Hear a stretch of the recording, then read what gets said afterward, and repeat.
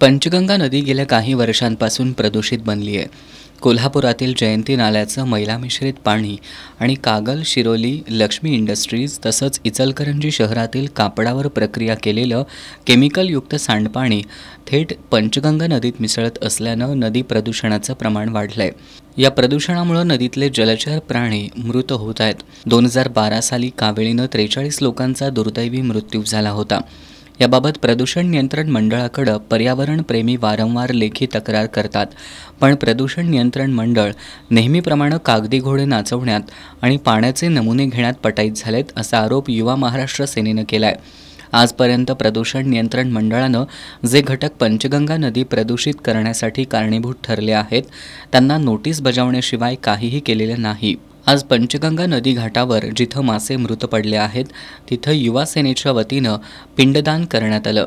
यावेळी कोल्हापूर महानगरपालिका, इचलकरंजी महानगरपालिका आणि नदी प्रदूषित करणाऱ्या अन्य घटकांचा निषेध करण्यात आला. या आंदोलनाची दखल घेतली नाही तर 100 किलोचा हार प्रदूषण नियंत्रण मंडळाच्या अधिकाऱ्यांना दिला जाईल आणि तरीसुद्धा दखल घेतली नाही तर 100 कार्यकर्त्यांसह जलसमाधी घेण्याचा इशारा युवा महाराष्ट्र सेनेचे संस्थापक अध्यक्ष सॅम आठवले यांनी दिलाय.